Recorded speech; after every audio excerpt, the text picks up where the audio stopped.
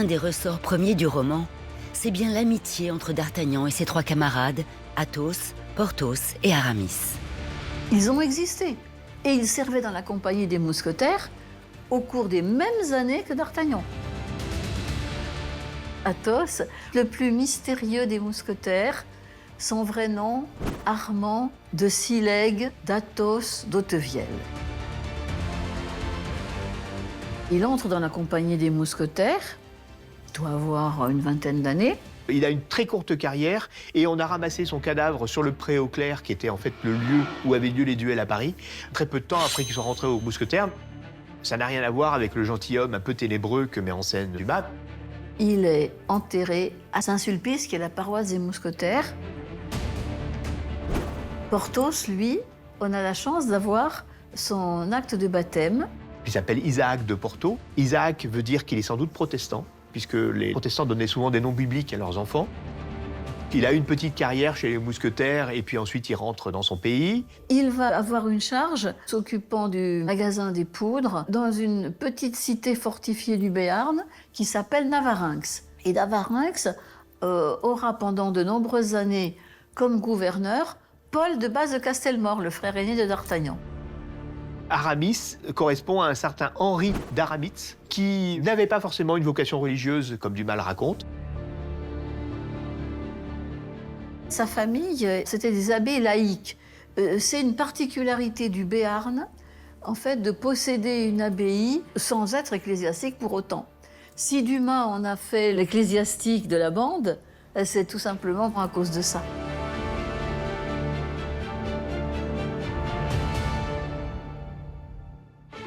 Tous les trois sont donc des personnages dont l'existence est attestée, tout comme D'Artagnan.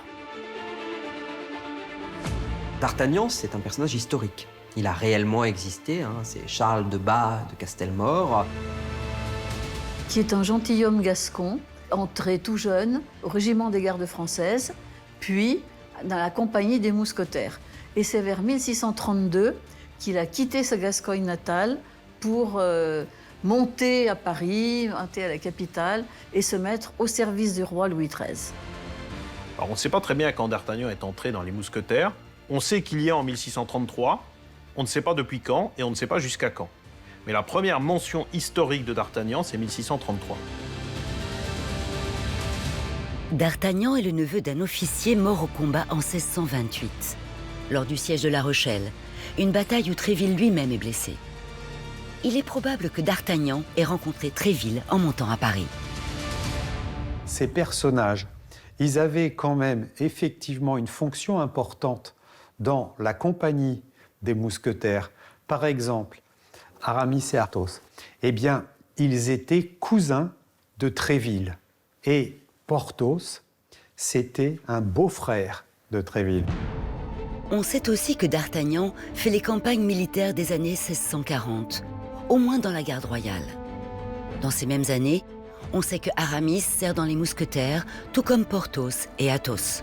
Il y a des années où ils ont été ensemble dans la compagnie. Comme il y avait une centaine d'hommes, bon, c'était quand même pas très très nombreux, certainement ils se sont rencontrés et ils ont peut-être sympathisé.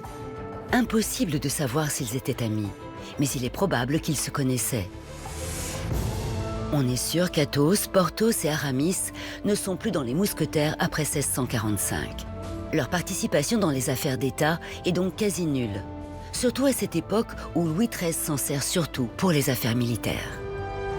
Louis XIII est un très grand militaire, donc il a passé davantage de temps dans les camps et sur les bivouacs que dans ses palais.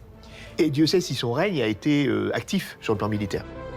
En revanche, il est clair que derrière les aventures romancées par Dumas est montré le rôle clé de D'Artagnan, non en tant que mousquetaire, mais en tant que messager, comme c'est le cas dans la fameuse affaire des ferrets de la reine.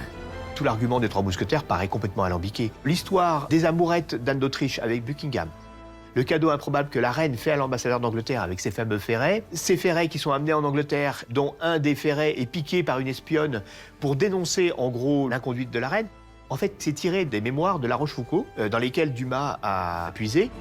Mais l'auteur François de La Rochefoucauld est connu pour attiser les rumeurs et diffuser parfois de fausses informations.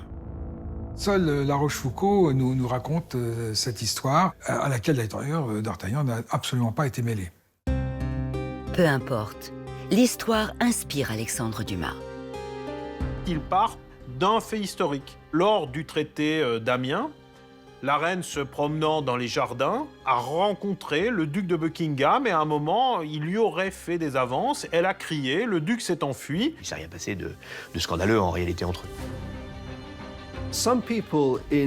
Certaines personnes de l'élite anglaise sont déterminées à déstabiliser Buckingham en insinuant que c'est un homme qui a des intentions romantiques envers la reine de France. Rumeurs, mensonges, c'est en tout cas l'occasion pour Dumas de récupérer des bribes de faits historiques pour tricoter une histoire palpitante. Dumas n'a fait qu'améliorer un petit peu les choses. On sait que quelqu'un est allé en Angleterre pour aller chercher les fameux ferrets, comme par hasard c'est d'Artagnan. Bref, il a mis un petit peu de liant dans cette histoire pour lui donner du romanesque. D'Artagnan n'a pas pu être impliqué dans l'histoire des ferrets de la reine. Historiquement, c'est impossible pour 2 raisons. L'histoire des ferrets, le roi n'est pas au courant. Ils vont au service de la reine, c'est impossible. Historiquement, c'est impossible. Parce que les mousquetaires sont au service du roi. Ils n'iront que sur une mission commandée par le roi. Dumas va rajeunir très nettement d'Artagnan. Il le fait arriver à Paris dès 1625. Le véritable d'Artagnan, en fait, a une carrière un petit peu plus tardive. Et en gros, le vrai patron de d'Artagnan, c'est Mazarin. Et puis ensuite, c'est Louis XIV. L'histoire des ferrets date de 1625. Impossible pour d'Artagnan d'y avoir participé.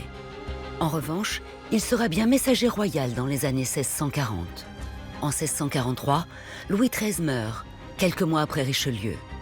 Son fils, Louis XIV, est encore un enfant. Sa mère, Anne d'Autriche, est régente, appuyée par le cardinal Mazarin, le nouveau Premier ministre.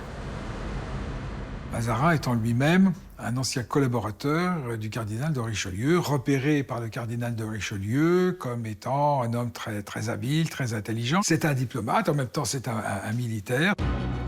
Mazarin décide de dissoudre la compagnie des mousquetaires en 1646.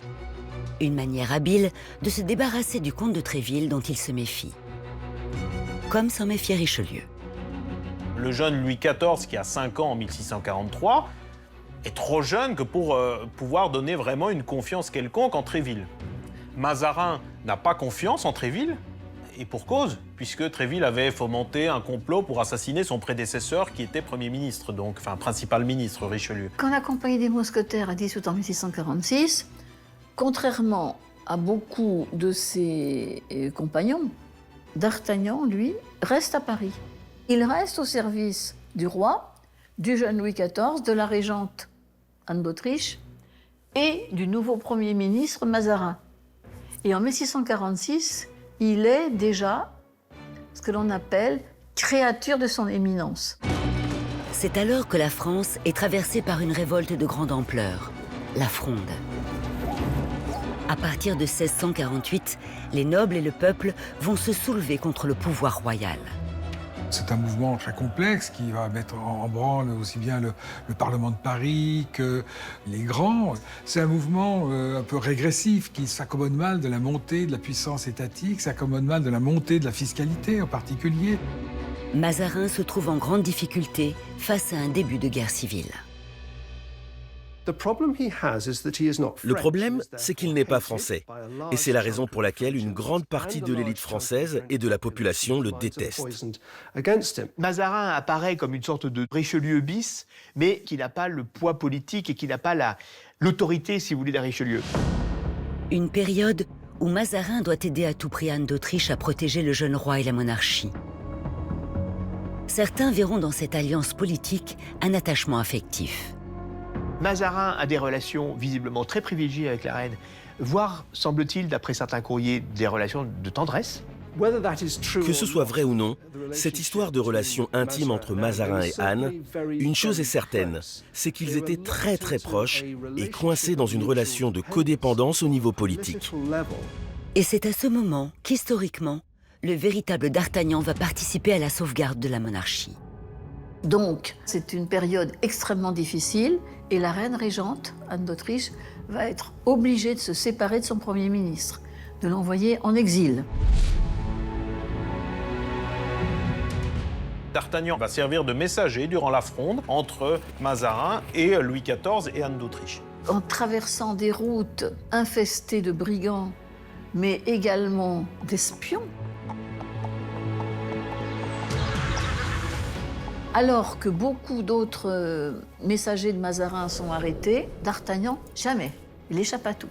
Le roi n'oubliera jamais, et la reine non plus d'ailleurs, la fidélité, le courage, l'habileté de D'Artagnan.